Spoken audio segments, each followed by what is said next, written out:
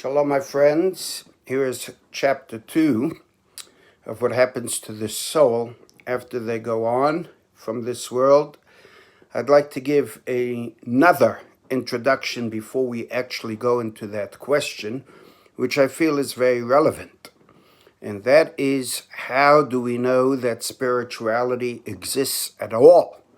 How do we know that God exists, who created this spiritual world, the souls and the physical? Perhaps this is all there is, sadly, as some people feel.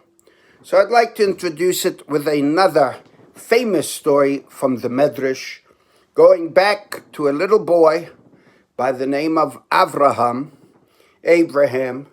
who, as the Medrash says, was hidden in a cave for the first 3 years of his life.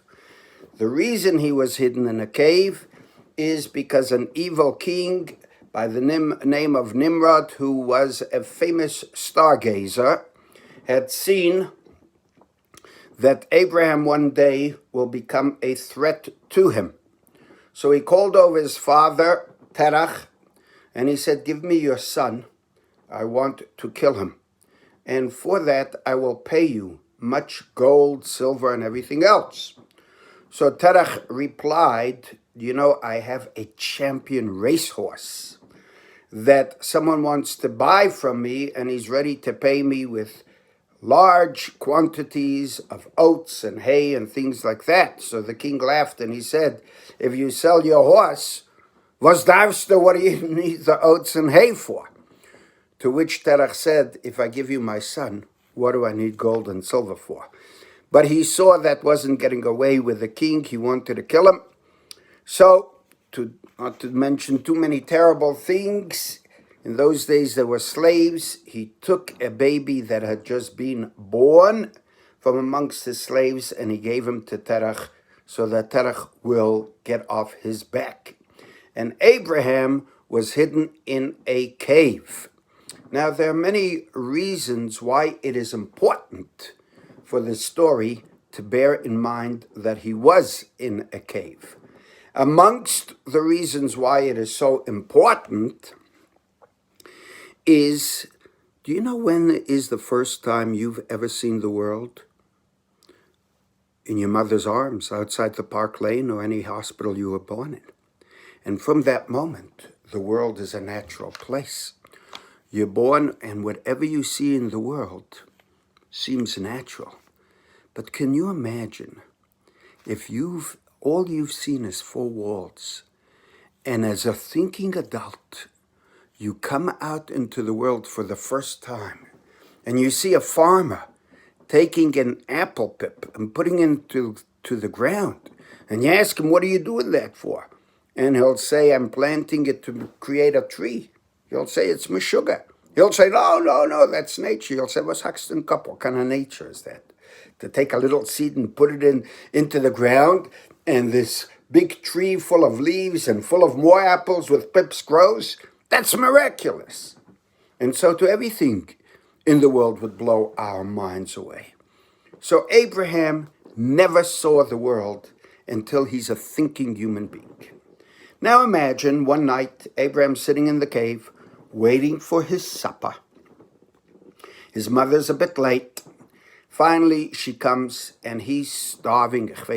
She brought him some hot dogs and chips, and he's starving, and he begins to devour it. The mother gives him a little clap here at the back of the head and says, "Hey, Abraham, where are your manners?" He says, "What are you talking about?" She says, "I worked hard to make that meal. You owe me at least a thank you."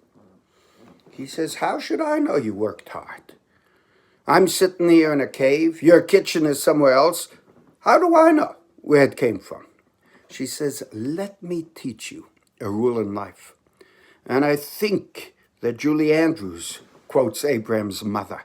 She says, "Nothing comes from nothing. Nothing ever could. And if you see something, sollst du wissen that someone worked very hard to make it." He says, "Now I know. Thank you." And so he's in the cave merrily until it's time to come out. It's safe now. Nimrod forgot about him. And as I say, he's a thinking human being. He walks out into the world at night and he sees things he could never believe. The hills, the dales, the streams, the rivers, the birds, the animals, the whole of nature. He is mesmerized. He's amazed. He's walking around saying, wow, wow, I can't believe that. Look how that big bird just took off and flew into the air. Look at those animals jumping. And it's unbelievable. I wonder where it all came from. Trachter, possibly. Maybe it just came. Maybe it's always been there. But he remembers his mother's words. Nothing comes from nothing. Nothing ever could. And you see something, sollst du wissen, that someone who worked hard to make it. He says, I wonder who worked so hard to make it. He looks all around him. And he looks into the sky. And as it happens, it was a full moon, looking like a face smiling and supervising the world. He says, I got it. It was the moon. So he starts thanking the moon for giving him such wonderful parents, for creating such a world. When I geht schlafen, goes to sleep. The next morning he gets up, he jumps out of bed, outside, looking for the moon. It's gone. But in its stead is the sun, which has much greater energy than the moon. He says, I made a mistake. It wasn't the moon. It was the sun. I just didn't notice it last night. So he thanks the sun. Towards midday, he lives near the Sahara Desert. Ray-Bans haven't yet been invented. He looks up at the sun and his eyes begin to hurt him. He runs to his mother. He says, Ma, my eyes have been hurting me. She says, have you been staring at the sun? Don't do it. That could make you blind. He says, what energy the sun has. That truly must be the creator. But towards late afternoon, he sees the sun is setting and the world is constant. He says, I made a mistake. Can't be the sun. Then what is it? He looks all around. Being an extremely intelligent young man, he thinks and he thinks. He says, I got it. It has to be something that created everything, including the sun. Wow, that's amazing energy. But why can't we see it? And he thought to himself, if the sun is one of his creations and has such energy that if you stare at it in midday, you go blind, can you imagine the creator himself? If you were able to see it, you would go blind for sure. But if you can't see him, how do you know he exists? Tell me, my friends, have you ever met what we call in South Africa a real kugel? A real kugel is a lady that if you hold up a garment, she could tell you whether it's a real designer, whether it's a fake designer, whether it's a good copy, a bad copy. How does she know? She's ever met the designers? Not necessarily. Go to an art connoisseur and show him a Rembrandt painting. He could tell you whether it's a genuine Rembrandt, whether it's one of his students, whether it's just a good fake, a bad fake, or no general. How does he know? He never met Rembrandt.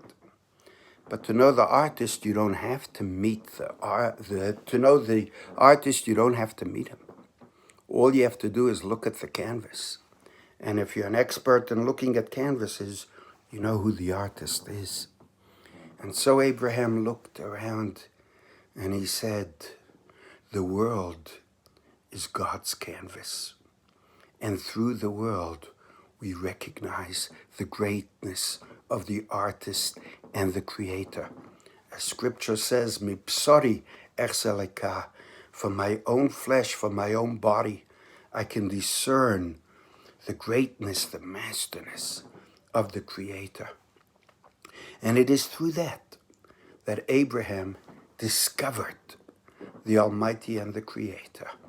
And his faith in God Almighty became complete. He worked at it for many, many years. And he started to teach the world. Now, his father, Terach, was an idol maker. That's how he earned a living. He used to create all these idols out of different things and sell them. And one day, he had a toothache, and he had to go visit the dentist, or he had an appointment with a psychologist. And so he asks Abraham, would he mind standing in the shop for him? So Abraham's looking after the shop, and an old man walks in, and he says, "Sonny boy, I don't know where your father is, but can you help me? Can you serve me? I need a new idol." He says, "You need a new idol? Why? What happened to your old idol?" He says, "I had this most powerful, beautiful, big Buddha idol sitting in my backyard. It protected me. It looked after me. It brought me blessing. But sadly, last night, Ganovim came and stole him. So I have nothing to worship. I need a new one." Crime is not a new thing, my friends. So Abraham says, "You look like an intelligent person, but ask yourself, is what you're saying makes sense? You want this idol to look after you? If it couldn't even look after itself last night and allowed itself to be stolen, how's he going to look after you?" To which the old man said, You're right. But then who should I worship?" And he taught him about the one God.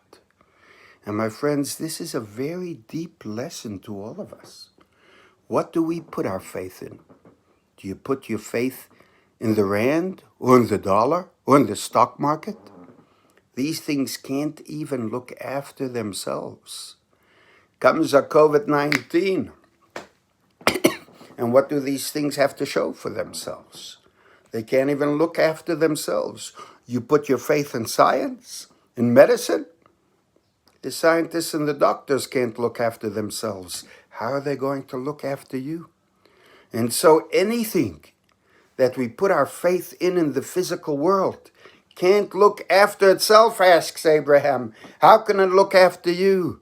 We have to learn about the one God, the Almighty, the true Creator, who we could put our faith in.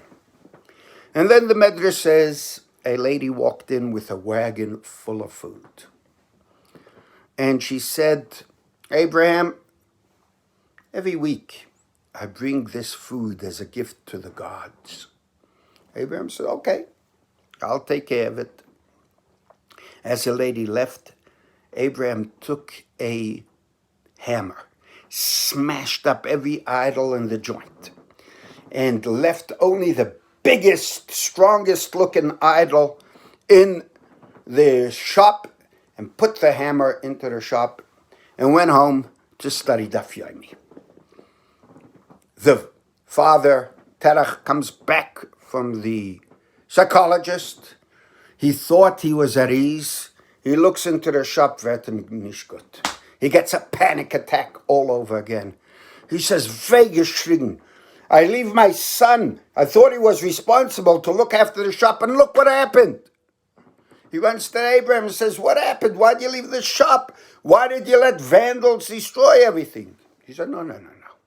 Abraham says, "That's not what happened. This lady came in with all the food, and angefangen a Schlägerei. There started a fight. These idols began fighting over the food. One said, 'I want the pulka, the drumstick is mine.' The other one said, 'No, you can have the fliegel, I want the pulka.' They started to fight. They smashed each other up until the biggest one knocked them all off, and he's the one that's remaining, and that's why all the food's there." So Terach says, "What do you take me for? A fool? Atzabeim kesav ezov. These idols are just gold and silver. Einayim lehem v'lo yiru. They have eyes, but they can't see. Oznayim v'lo yishmu. They have ears, but they can't hear. They have feet, but they can't walk. They have hands, but they can't feel anything. So Abraham says, if that's the case, why do you believe in them so much? And Terach got the Helen. He said, you're so clever. He took him to Nimrod. And he said, Nimrod, I don't know what to do with this guy. He's gone Meshuggah. So Nimrod says, okay, Abraham, let me think about the strongest power in the world. I think it is fire. Bow down to the fire. Abraham says, fire is not the strongest. Water is much stronger. It puts it out. So he says, okay, bow down to water. He says, water is not the strongest. Look at the clouds. They carry the water. He says, bow down to the clouds. He says, well, wind is much stronger. They blow the clouds. He says, bow down to the wind. He says, but human beings take wind in their lungs and carry it. Bow down to human. And so he went circle after circle, sleep, drink, all these things. And Nimrod saw he couldn't get a hold of him. So he said, you're so clever. You know what? Here's a furnace of fire. Either you bow down to it or I throw you into it. Abraham had developed such a sincere faith and trust in God. He said, nothing will make me break that trust. You can do whatever you want. And with that, he threw him into the furnace of fire. And as the Medrash says, the great miracle occurred that all that happened was the ropes tying Abraham up burnt. But Abraham walked around fine until God and Nimrod commanded Abraham to come out. And that began the journey of Echad Hoyavram. The first Jew was Abraham, who taught the whole world about godliness. And that became the mission of all his descendants, us Jewish people, to first of all learn the lesson that God exists, that spirituality exists, that souls exist, and everything that comes from it. And let us take this introduction, that there is a God, and we'll go into how he taught us the Torah, and therefore we know that spirituality exists, his teachings are true. And that, my friends, is the first introduction as to how we know that God exists, and we'll go on from there to the Neshama, to the soul, in the next chapter. God bless you.